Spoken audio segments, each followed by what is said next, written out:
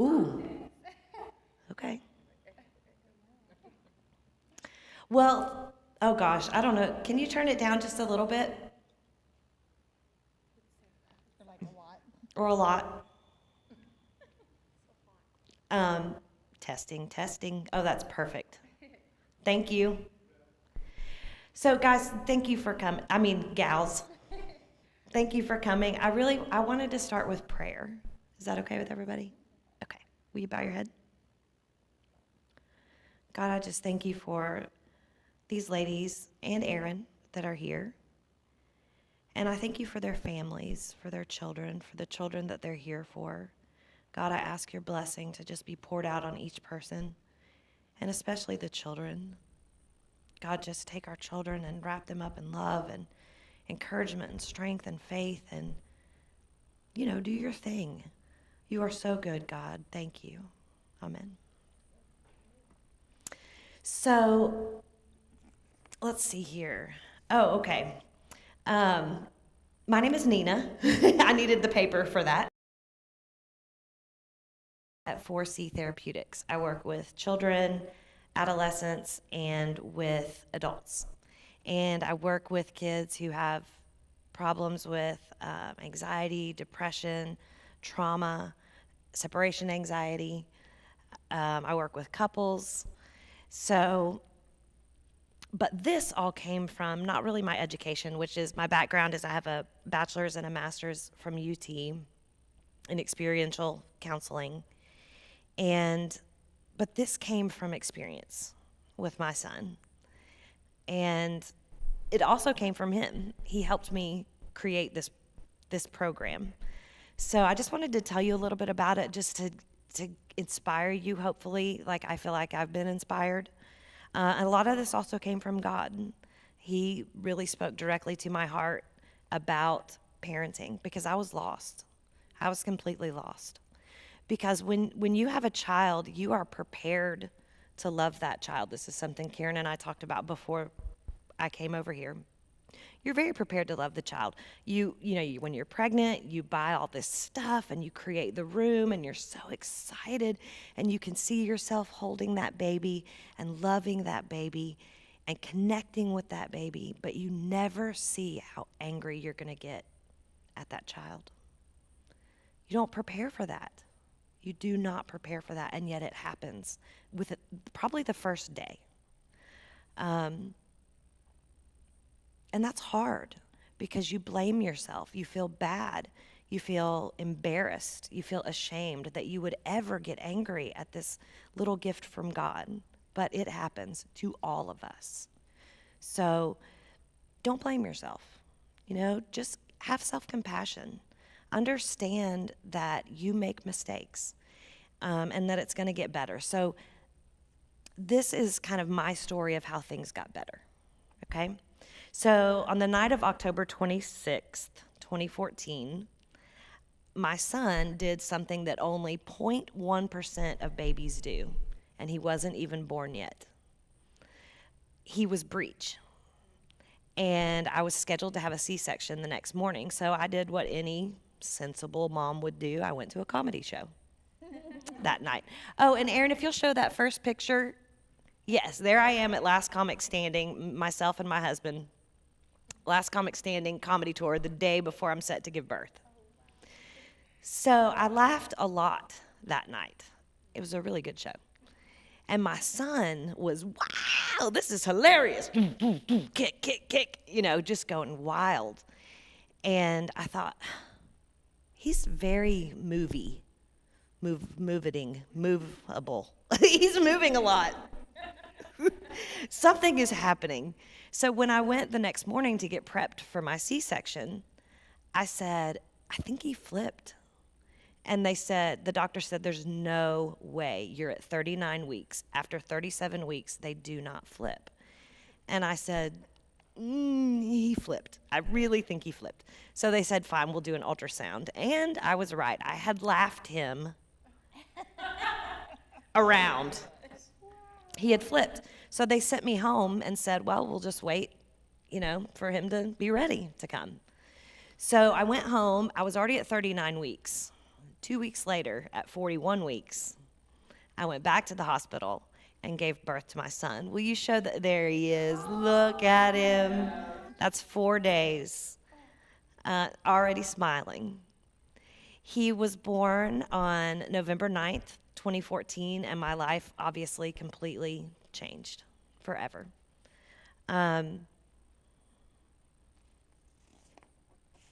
We named him Cameron, and he was a very, very, very happy baby. Aaron, if you don't mind showing the next 4 pictures, just kind of super happy baby. He hardly ever cried, but I was in total paralysis between so much love for him and absolute terror. Terror, I was going to mess it up. Terror, I was going to say something wrong, do something wrong. I was also terrified that my husband was going to drop him on his head, because my husband would hold him at night and he would fall asleep, and then I'd see Cameron, and I'm like, so one time I confronted my husband about it very nicely, and I was like, it really scares me when I see this happen. And he said, well, I just won't hold him anymore. And walked over. He was like, I'll just watch over him. And he walked over and put him down in the crib and just stood there and watched over him. I was like, that's not what I meant. I want you to still hold him. But as Cameron got older, some things emerged, some issues. He was very sensitive to loud noises. He was very sensitive to scratchy things. He did not eat well. He was a vegetarian from the day he was born, would not eat meat. And as he got older, he started hitting himself, pinching himself, scratching himself, throwing himself on the ground. There were just lots of tantrums. And it got to the point where it was very hard to take him into public. I felt judged. I felt like a failure. I felt embarrassed. And I felt angry at Cameron. Why are you acting this way? This is not how I've raised you. And I think I even said those words to him. And I was just at a loss for what to do. I loved him still, loved him with every ounce of my being, but I didn't like him. And that's a horrible feeling. So one morning, I yelled at him a lot. Stop that. Don't. Quit it. Why are you acting this way? What's wrong with you? Because that's how I was feeling so frustrated. And one morning I'll never forget, and guys, I might cry, by the way, I'm sorry. One morning I'll never forget, I guess he was about 5 years old, and we were getting ready for school, and it was a battle, as usual. Please put your shoes on. But look at this. Please put your shoes on. But Mommy, I just laughed so hard a booger flew out my mouth. That's great. Put your shoes on. Please put your shoes on. Will you please put your shoes on? And on and on and on. So I yelled. I finally just broke down and yelled. You've got to get in the car. We've got to be on time. Come on, stop playing around. Let's go. So we go outside, and it's still dark outside because it was really early to get to school. And we looked up at the moon. Cameron has always been enamored with the moon, the stars, the planets. He loves everything about space. So he was looking up at the moon, and it was doing this really cool thing. The clouds were flying by right where the moon was, but all the other clouds in the sky were still. It was so weird. So it looked like the moon was rocketing across the sky. And so Cameron had my phone, and he started filming it. But he was filming it from here, so you could still see his face, and he's looking up at the moon. And I could see that there were still tears on his lashes from where we had fought that morning. But he's smiling, and he's looking up, and he's going, Mommy, look at the moon. It's so cool. The moon is flying. The moon is flying. And I'm so glad he recorded it, because what I said next changed everything. What I said was, and you can hear me on the video, get in the car.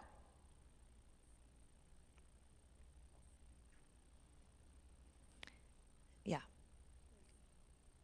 And that hit me when I rewatched it.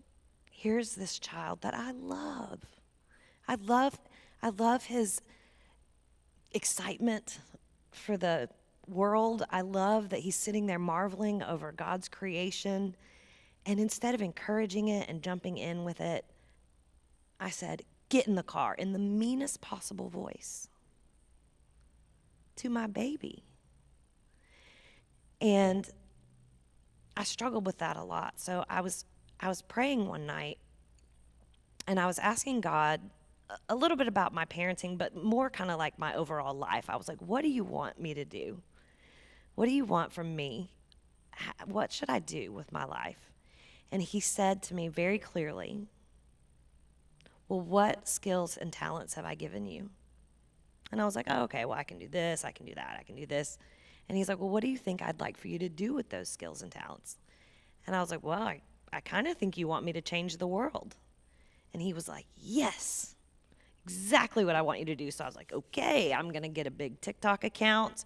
I'm going to become a keynote speaker, world famous. I'm going to on and on and on. And he was like, wait.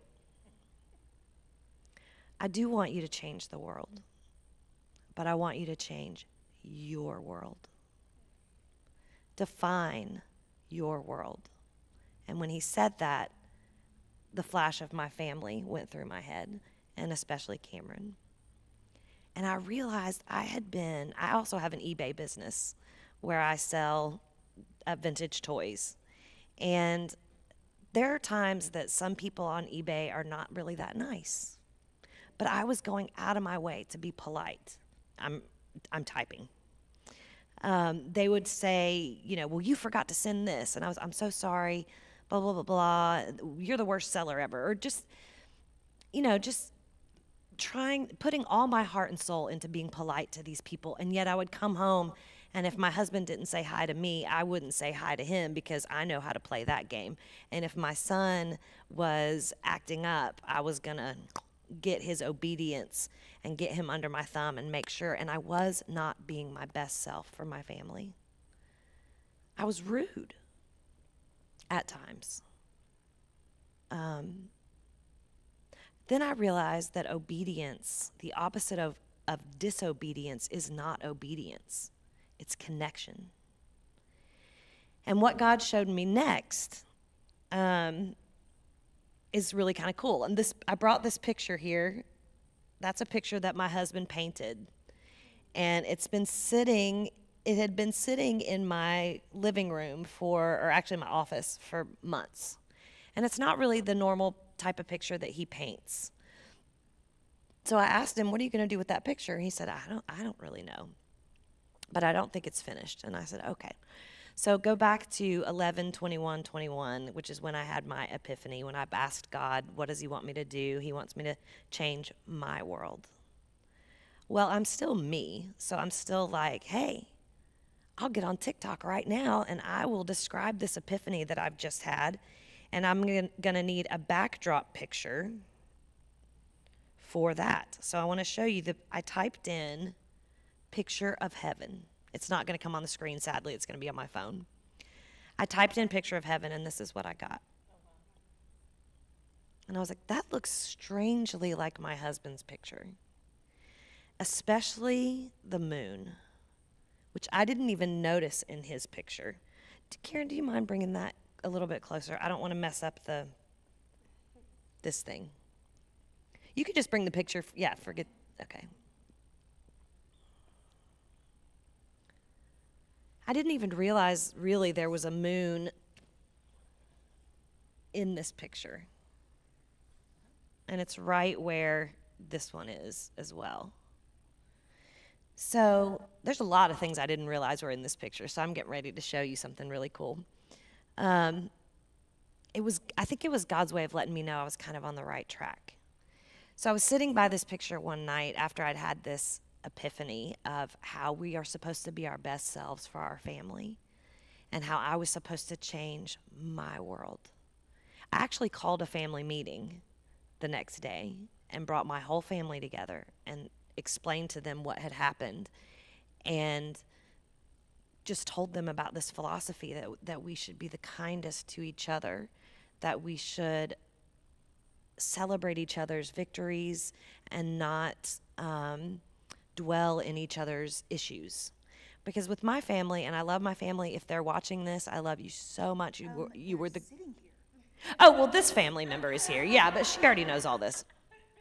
But if my parents watch this later, I want them to know I am not complaining about how you raised me. I love it. It was great. You're the best.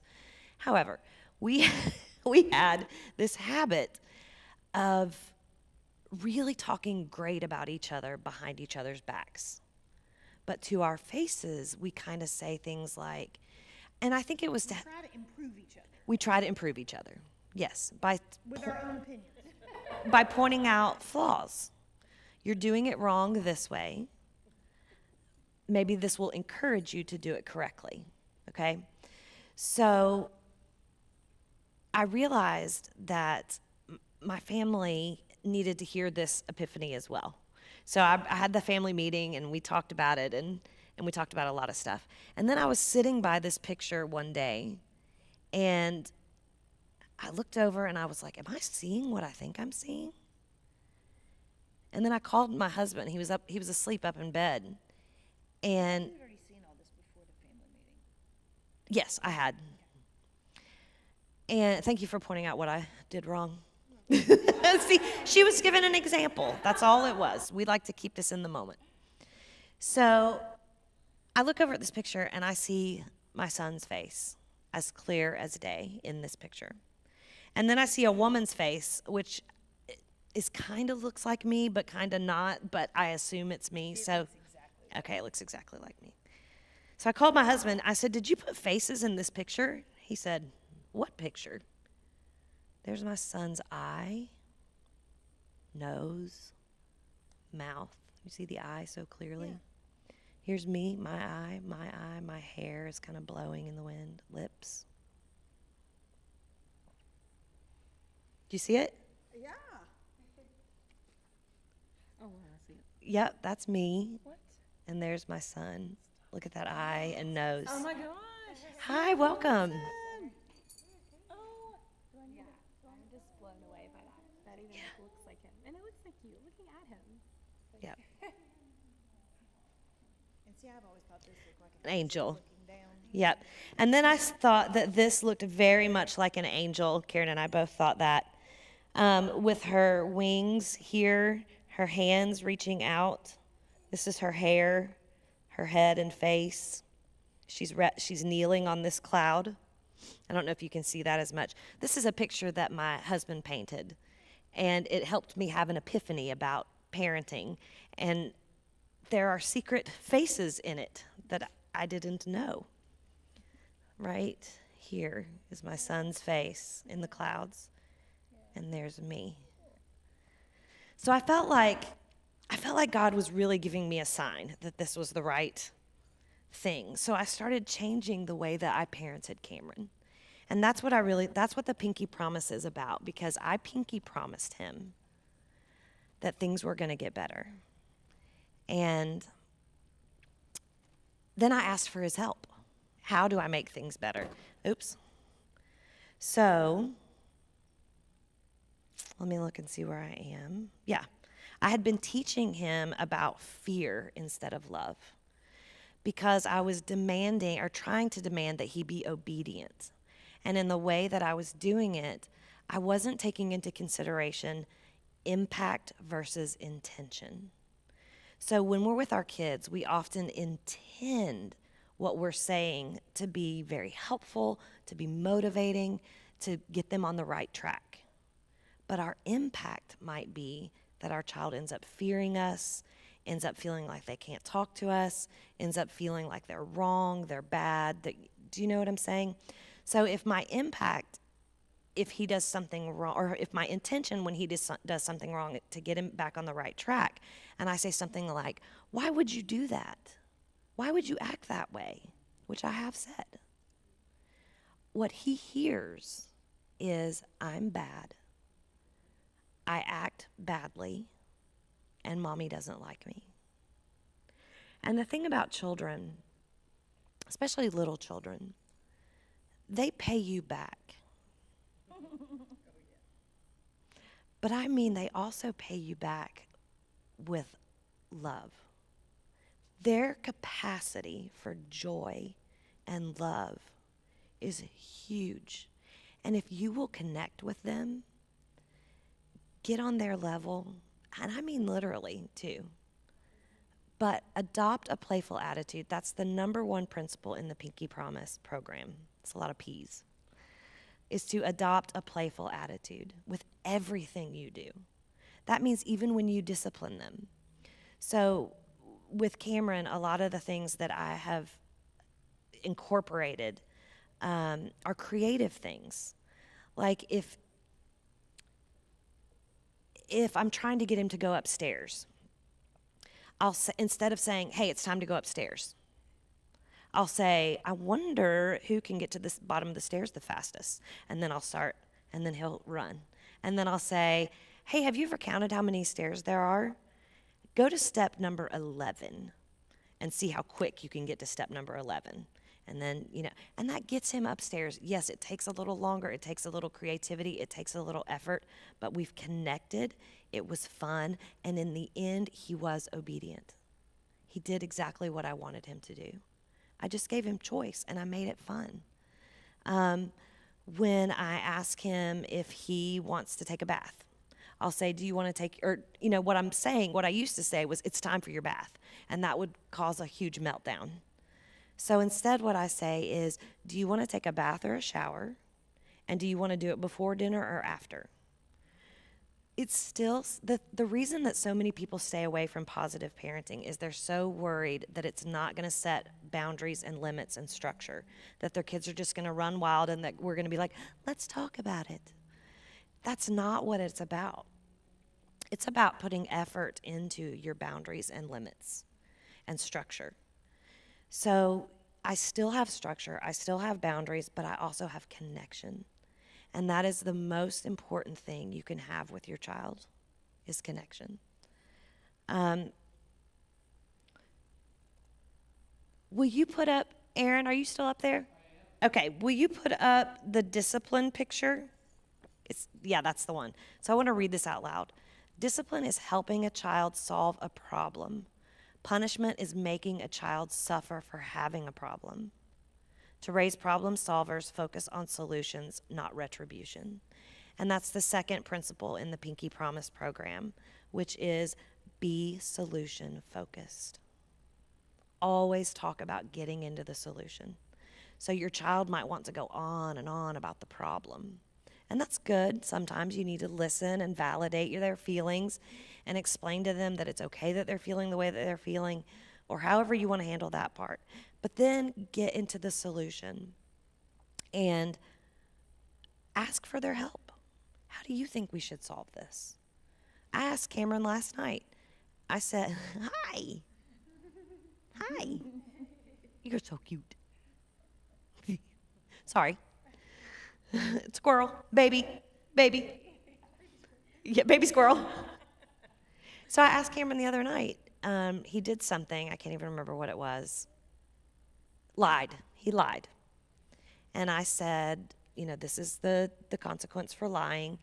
And he didn't like that consequence. Well, of course they don't. They never like the consequence. So I don't do this all the time.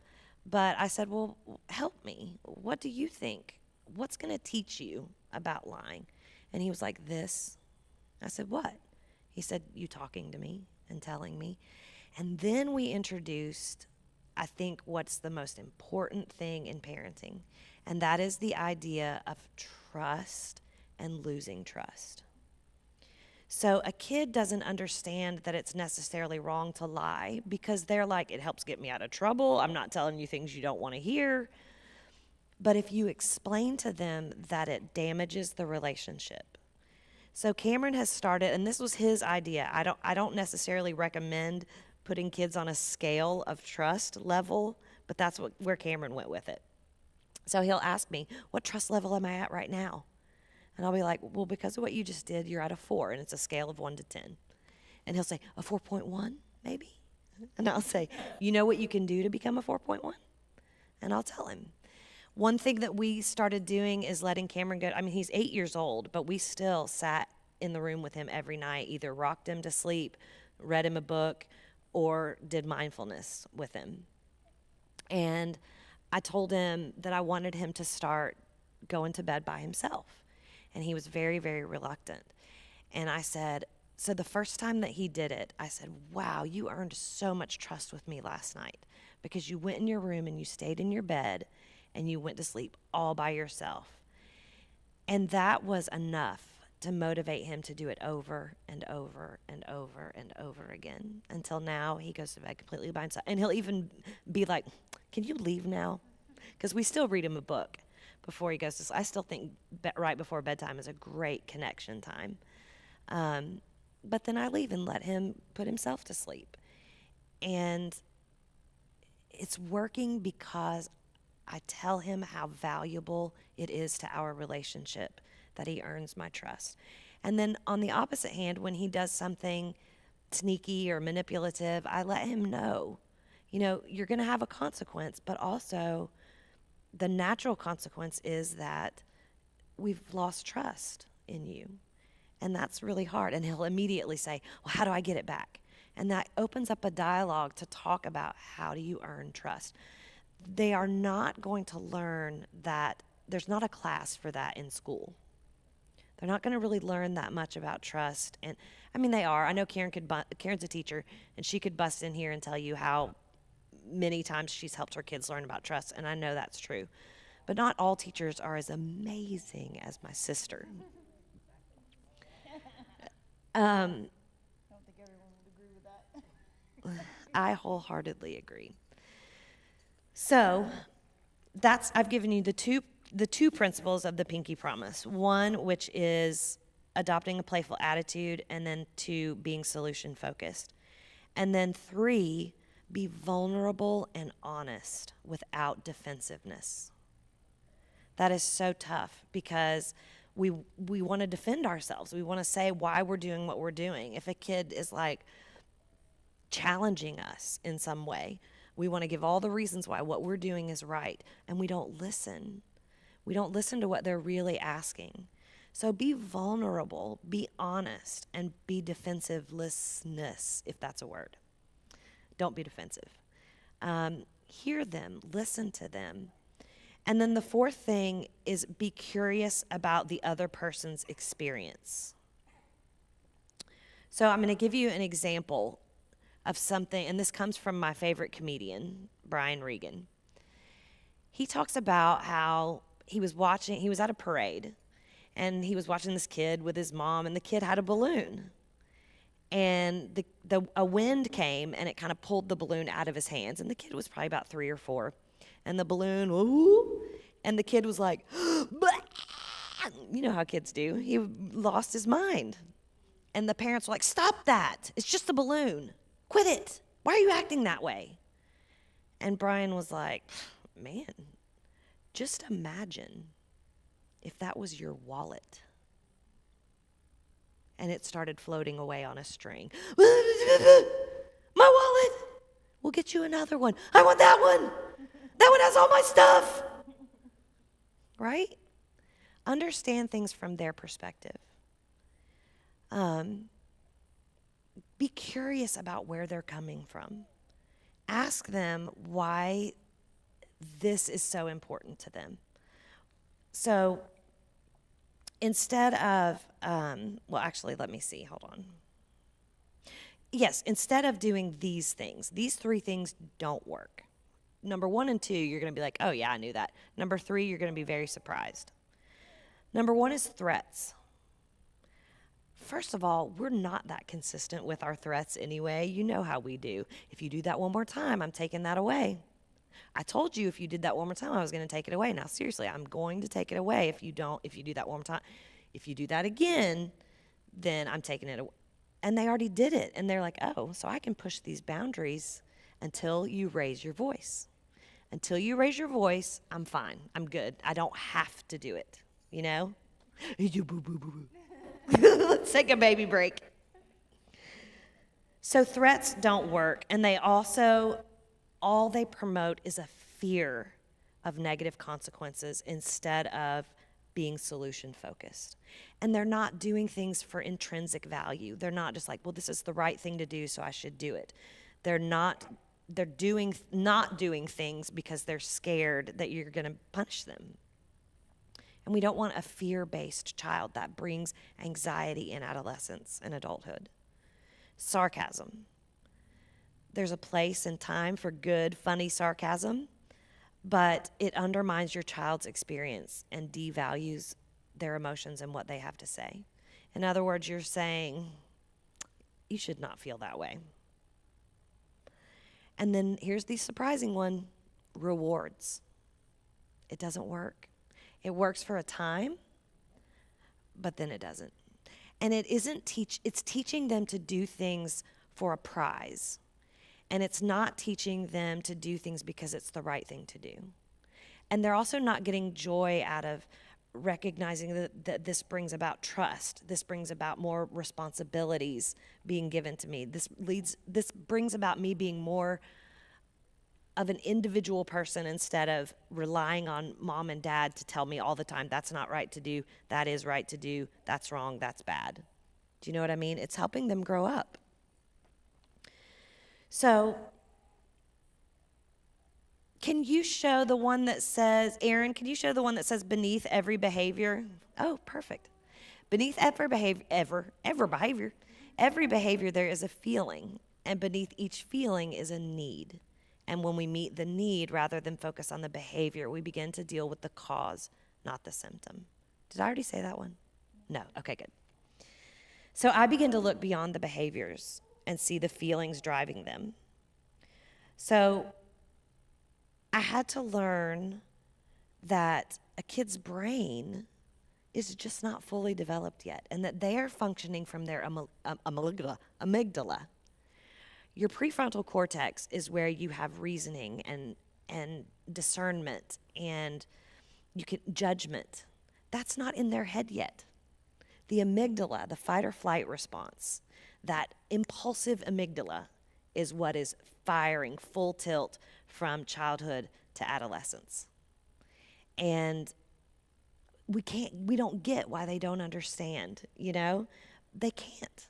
They cannot physically do it. So when a child is in crisis and they're upset, one of the best things to do, this is the best parenting tip I have, don't say things like, as a matter of fact, take this completely out of your vocabulary. Calm down. Never works. It almost always does the opposite. Yes. So instead, ask a question, because asking a question gets them out of the amygdala and into the cortex, the thinking, the reasoning. And although that part of their brain is not developed fully yet, there's enough of it that if you ask them a question, they're going to think for a sec, stop and think and answer your question. So this is the question I always ask my son. So let's say he's flipping out over something. It's time to go to bed. I don't want to go to bed. It's time to go to bed. I don't want to go to bed. And he's freaking out. And so I say to him, hey, buddy, do you know how I know that you can get yourself back together so that we can talk about this? How? Because I've seen you do it before. So that does several things. Number one, that pulls him out of the amygdala and makes him answer a question and get into the cortex. It also shows him that I've seen his efforts. And then it gives him hope. You know how I know you can do this? Because I've seen you do it before. That is the best way to motivate your child.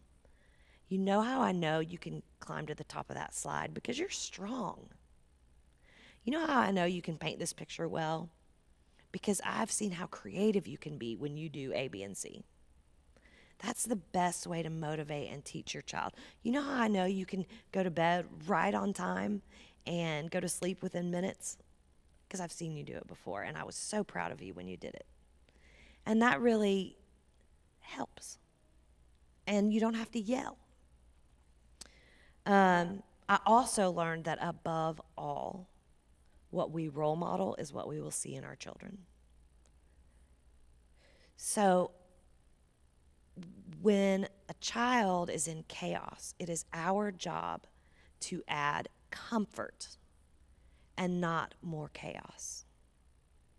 So if a child is losing their mind or upset or whatever, if you come in and you're yelling and stop that and don't do that, that just adds more chaos, that fires the amygdala even more. If you come in calmly, and I would even suggest lowering your voice to a very calm level and getting down where you can see them eye to eye and say something like, "Tell me what's going on. Why are you so upset? How can I help you?" And of course, if they say something mean to you, like, "You wouldn't understand," or "I don't care," blah, blah, blah, keep the conversation going from there until you can because your first goal is to get them to calm down without saying calm down. So to bring that level down, and the first thing that you have to do is check in with yourself. If you go into it hot, then it's not going to work out well. So breathe. And this is my favorite second parenting tip. Teach your children how to breathe mindfully. Do it right there in the moment. So this is my favorite way for younger kids, okay? It's called hot chocolate breathing. So everybody, if you don't have a baby in your hands, take your hands and hold your coffee cup, or hot chocolate if you don't like coffee. Okay, it's steaming. It's so hot. You can smell that chocolate. So lean over it and then it's still too hot to drink. You got to blow it off. Do it again. It smells so good. Take a big smell, big sniff, and now blow it off. It's too hot. That's called hot chocolate breathing. Right there, you've connected with your child. You've let them know, I need to calm down too. And then you've taught them a way to calm down. Karen does it another way. She does smell the roses, Smell the roses, blow out the candles. blow out the candles. So either way, but teach them about mindfulness. I used to do mindfulness every single night with my son before he went to bed. And I would just take him through a journey, just a meditation, basically, a guided visualization. And that changed so many of his behaviors. And he learned how to do self-regulation, which is what we want for our kids. We don't want to have to be the heavy all the time. We want our kids to self-regulate, but we have to teach them how. They don't know how. They don't have a clue. Their biggest clue is going to be watching you. That's their biggest clue. If they see when you get mad that you throw things, they're going to throw things. If you know this, I don't have to go over that. So here's just an example, walking through if something happens. So let's say your child, where is it? What did I put what my example was going to be? Well, I don't know. We'll go back to the going to bed one. So number one is check your own attitude and feelings first and breathe. Then help your child self-regulate, which is what we just talked about. And then connect with them. I'm so sorry that happened. I know that I would feel so upset if it happened to me. Then what I would want to do is try to stop feeling so angry and sad. What do you think we could do to help you feel better? Explain the rules and expectations and why they are important. It's important to tell them to do what to do as opposed to what not to do. So when you say things like, you can't yell in public, or you can't act like that, well, yeah, they can. They just did. That's what they're going to think. So instead, tell them what you hope for them to do. You know how you're sometimes sensitive to loud noises? A lot of other people are like that too. So we want to be mindful of how loud we get. I really appreciate you for being much quieter now. Thank you for taking deep breaths. So that's basically what I would say to him. And then explore possible solutions with input from the child. And then once sanity has returned, create some time to get with them and create a plan for the next time they get upset. Prepare. Get ready for that. Help them have a plan for when they feel overwhelmed. What can they do? Okay? You can also help them by giving notifications. Let them know when changes are coming. Okay? Ask smart questions. Don't ask questions that you know are going to lead to a negative answer. In other words, did you make your bed? No. Why not? You know you're supposed to make your bed. I just didn't. I was too tired. Instead, say, have you done everything you need to do before we go out? Or what is one more thing you might want to do before we go to school? Ask them a question, let them come up with it on their own. Okay? And then be creative. Instead of saying, hurry up, come on, now, do what I say. Do one of those things like I talked about. Hey, I bet you can beat me out to the car. Or I bet you can put your, I mean, I can't tell you how many times I have raced with my son to get our clothes on. I'll send him to his room. I'll go to my room. The first person back in the hall is the winner. Can I interject one there? Please. 30-second dance party. I The love it. 30-second dance party is that button that you hit and it'll play 30-second dance party. And my daughter will take a 30-second dance party over, and so will Cameron, over a treat and so I use the 30-second dance party because that connects. So if he ate his peppers, then he got a 30-second dance party. He ate more peppers that day than I've ever seen. I mean, he ate a plate of peppers to keep getting 30-second dance parties. But we also use the 30-second dance party. Hey, can you beat the 30-second dance party to get to the top of the stairs? And it's just 30 seconds. So I can give up 30 seconds. If you're downstairs in time to go to the car, we can have a 30-second dance party before we leave. And that button has been a great, because it's a prize, but it's a connection. Yes. And they'll dance with me. And if you're in my house when the 30-second dance party's playing, you have to dance. Everybody drops whatever now I say everybody drops whatever they're doing. My husband will dance while he's doing whatever he's doing, but if you're there when we have the 30-second dance party, everyone dances, and they both love that. They both think it's hilarious that even the grown-ups are participating in dancing and being Right. a part of the 30-second dance party. It's been a great. It's a good one. Yeah. I want to show you the power of positivity. I want to show you. So we're going to do a little meditation. And while I talk to Aaron and ask him for something, I want you to find one of the doors that leads out of this room.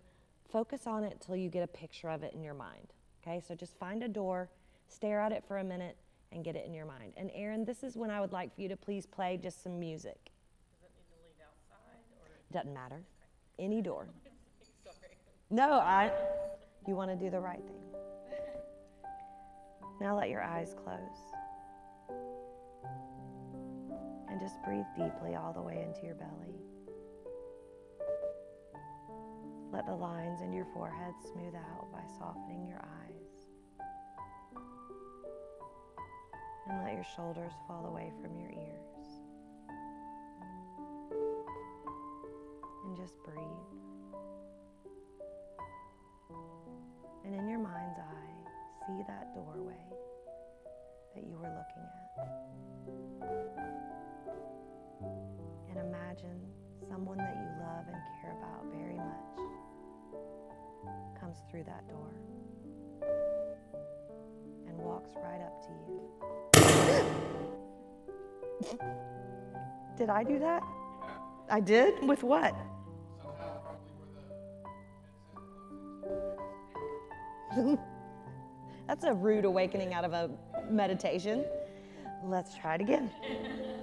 All right, so deep breaths.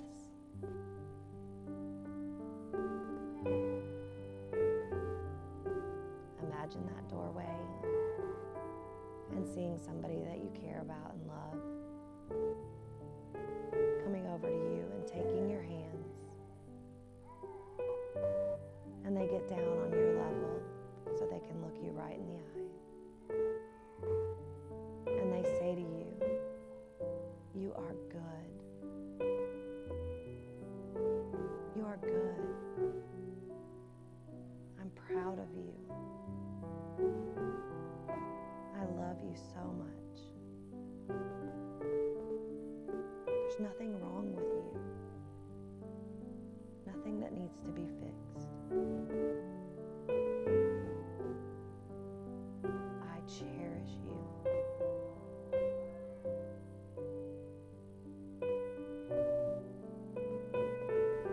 Think of how that feels to hear that from a loved one.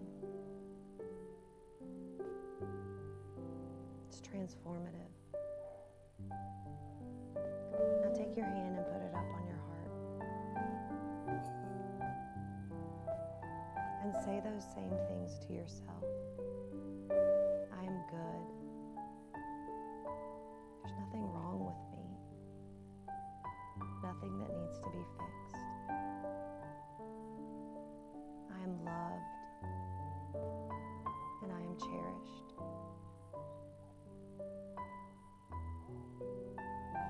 I am good.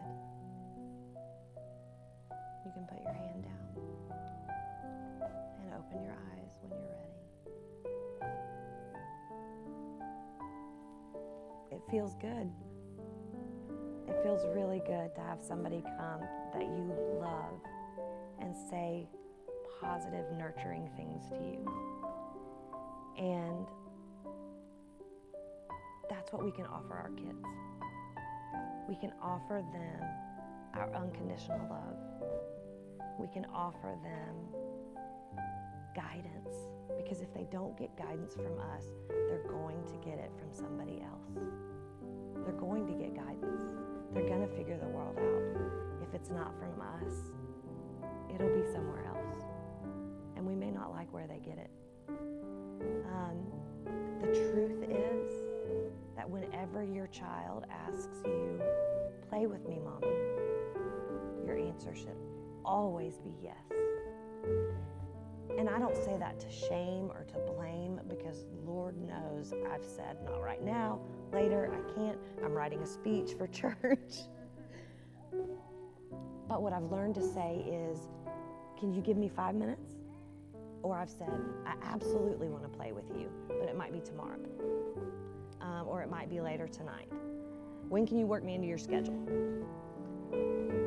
Because at the end of life, we are not going to wish for more screen time.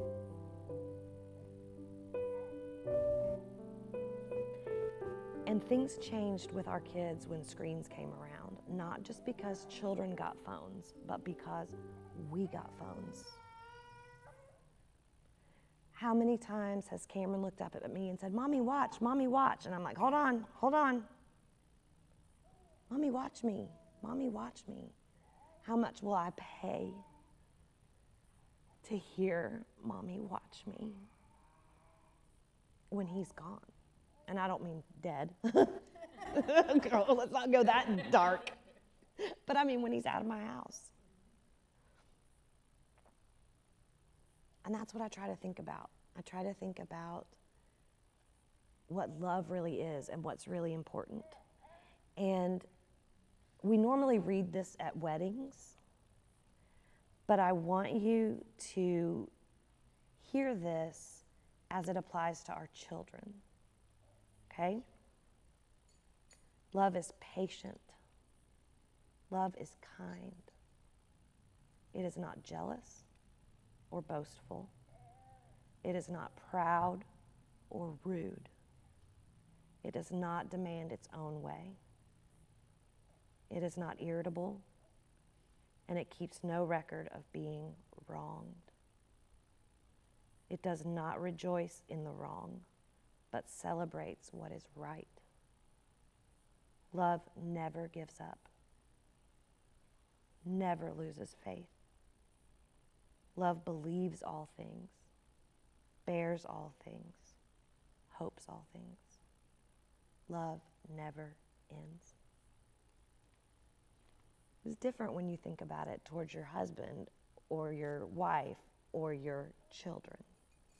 It just comes across differently, I think. And I think that's the most important message. A lot of people, especially church-going people, will bring up that one verse out of the Bible and say, "Well, spare the rod, spoil the child," right? I want you to remember who they're talking about. Who carries the rod and the staff that comfort me? The rod and staff, they comfort me. Would I be comforted by that shepherd's staff and rod if I knew it was going to hit me? Now, I don't want to get into corporal punishment, spankings, and all that. But I do want you to understand that when they say, "Spare the rod, spoil the child," they're talking about a shepherd who used that rod to guide his sheep. And who is the greatest shepherd of all? And that's Jesus. And if you want to know how to parent, ask how Jesus would parent. What would he do? He is the good shepherd. He would guide with gentleness and kindness and love and encouragement and motivation. But he would also hold boundaries and limits. He would be firm yet kind. And I think that's the key. Actually, I don't think that's the key. I think that's one of the keys. The true key, I think, is connection. So at this point, what I wanted to do, I wanted to have any kids come in that were in the daycare, but they're not. There's not any there. So we're just going to do it with us. Okay. So what we're going to do is a mindful activity. Is that my dad and my mom? Aw. Hi. Come in.